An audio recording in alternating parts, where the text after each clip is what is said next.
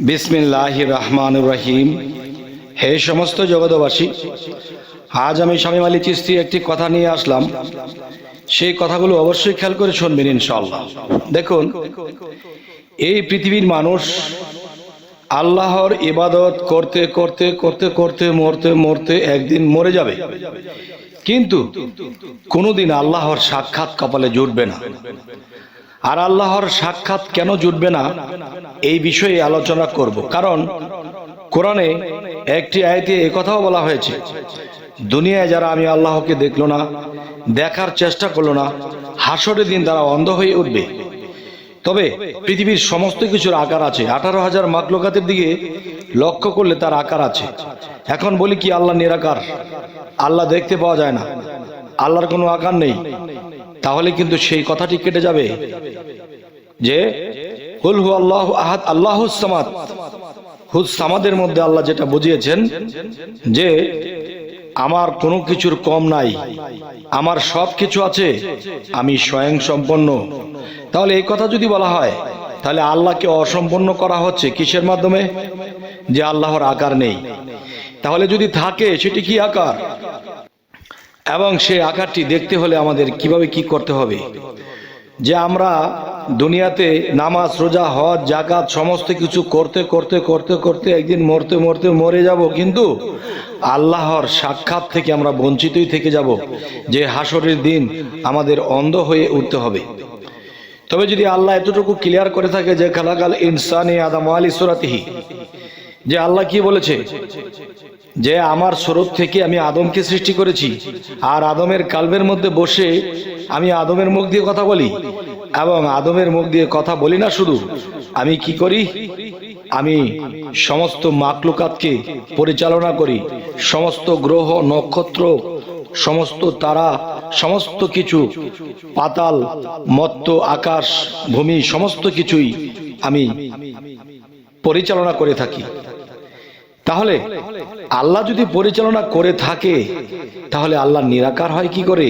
তবে নিরাকার শব্দের অর্থ যে আল্লাহর আকার নেই এমন কিছু বোঝায়নি, কিন্তু মানুষ এটা বুঝতে চায় না। যাই হোক, আজকের মূলত আলোচনাটি কি হবে? আজকের আলোচনাটি মূল হবে যে আল্লাহর ইবাদত পৃথিবীতে করব, আল্লাহর সাধনা করব, কিন্তু কোন কোন ইবাদতে, কোন কোন সাধনে আমরা আল্লাহর আকারকে নিজ নয়নে দেখে যাব।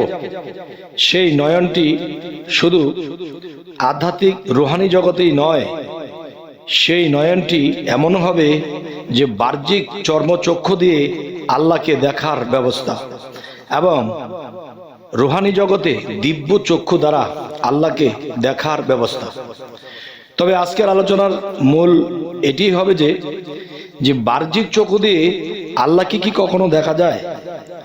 বাহ্যিক চক্ষু দিয়ে যদি দেখা যায়, তাহলে তো আল্লাহ আর নিরাকার থাকে না। যদি রুহানি জগতে সাধনা করে সেই রুহানি চক্ষু দিয়ে দেখতে হয়, তাহলে তো আল্লাহ গোপনেই রইল। তাহলে প্রকাশ্যে আনতে হলে আমি কিছু যুক্তি রাখবো, কিছু কথা বলবো, অবশ্যই খেয়াল করে শুনবেন ইনশাআল্লাহ।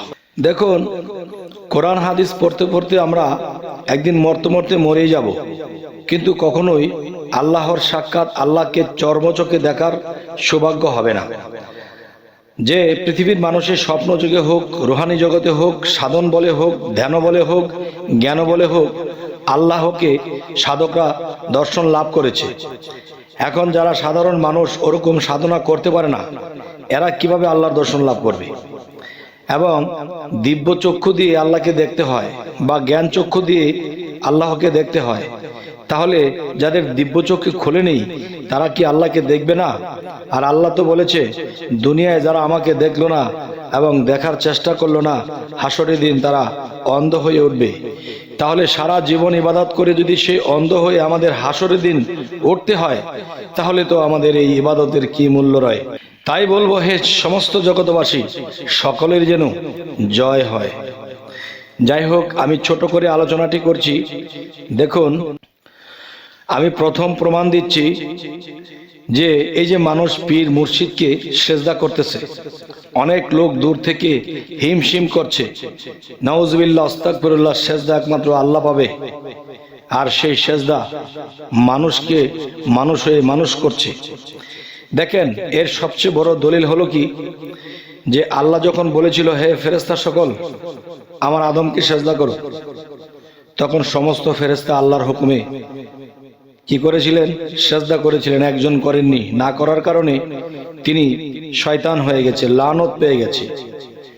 আচ্ছা, তাহলে এখনো পৃথিবীতে যারা সেই পবিত্র আদমকে সেজদা করেনি তারা কোন কাতারে বর্তমানে আছে সেটি আপনি বলবেন। এবং অনেকে বলে থাকে সেটা তো আল্লাহ বলেছিল ফেরেশতাদেরকে, মানুষকে তো আর বলেনি। দেখেন, তখন মানুষ বলতে শুধু একজন আদমই ছিল, অন্য কোনো মানুষ যদি থাকতো তাহলে বলতো ছিলই ফেরেশতারা। আচ্ছা গেল। তো এখানের মূল বিষয় হলো যে আদমের কালবের ভিতরে শায়লাহির বারামখানা, যে আল্লাহ নিজে আদমের কালবে বসে সেই ফেরেশতাদের সেজদা নিয়েছিল। তাহলে সে ছিল আদি আদম, আর আমরা কি বনি আদম, তার মানে সে আদমের বংশধর। তো এখন যে কথাটি বলবো, যে সেই বংশধর যদি হয়ে থাকে তাহলে বর্তমানে যে ওলিয়া আউলিয়া পৃথিবীতে আছে, আল্লাহ কি বলেছেন? সেই মুহাম্মদ সাল্লাল্লাহু আলাইহি সাল্লামকে বন্ধু বলেছেন। পৃথিবীতে অনেক নবীরা এসেছিল, তাদেরকেও দোস্ত বন্ধু বলেছেন। এবং ওলিয়া আউলিয়া যারা, এরাও কিন্তু আল্লাহর বন্ধু। তিনি যদি বড় বন্ধু হন তাহলে ছোটখাটো বন্ধু পৃথিবীতে এখনো আছে। তাহলে পীর মুর্শিদ খোদা না করিও জুদা, এক সুতায় বাঁধা। আচ্ছা, এই কথাগুলো শুনতে হবে, মনটাকে করিয়া সাদা, আর না হয়তো জ্ঞানের মধ্যে শয়তান অসওয়াসা দিয়ে করে দিবে বাধা। এই কথার এখন ফিনিশিং এর দিকে যদি আসি, তবে দেখেন যে মানুষ যখন আদমকে সেজদা করেছিল তখন আদমের সেজদা তখন কিন্তু আদম নেয়নি, সেই আদমের মধ্যে বা আদমের কালবে বসে থেকে আল্লাহ সেই সেজদা নিয়েছিল। বর্তমানে বনি আদম যে পীর মুর্শিদ যারা হক্কানি, যারা কামেল, যারা আল্লাহর বন্ধুত্ব অর্জন করেছে, যারা ওলি হয়েছে, তাদের দিকে ফিরে সেজদা করে যদি আপনি আল্লাহু আকবার বলেন, তাহলে সেই সেজদাটা সেই ওলির কালবে, সেই মুর্শিদের কালবে বসে আল্লাহ এই সেজদাটা নিয়ে গেল। তাহলে আরেকটি কথা হলো, রাসূলকে যখন বলা হয়েছে হে রাসূল আপনার হাতে আমার হাত, আপনার কথাগুলোই আমার কথা, আবার আল্লাহ এটাও বলেছে যারা আমার রাসূলগণ হইতে আমাকে পার্থক্য করিবে তাদের অনন্ত শাস্তি হবে। তাহলে আমি কোনটা বলবো? যে আল্লাহ রাসূল এক।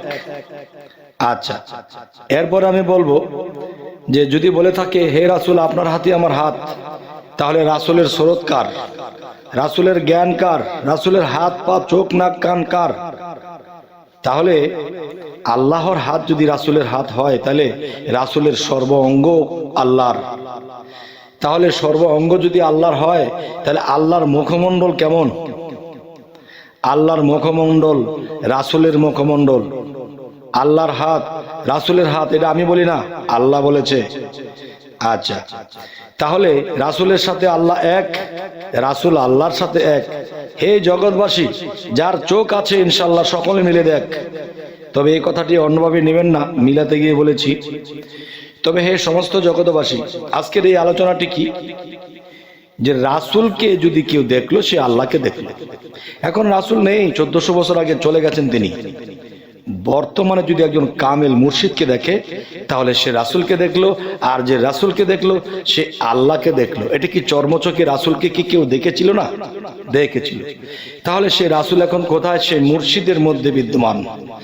সেই মুর্শিদের মধ্যে এসে সেই রাসূল মুর্শিদ রূপ ধারণ করেছে, নিজের মুর্শিদকে কিন্তু চর্মচোখে দেখা যায়, চর্ম চোখে দেখা যায়। হে সমস্ত জগতবাসী, এই কথা অস্বীকার করলে সেই ব্যক্তি মুসলমান কি থাকবে? তিনি কি মুনাফিক ছাড়া আর কিছু থাকবে?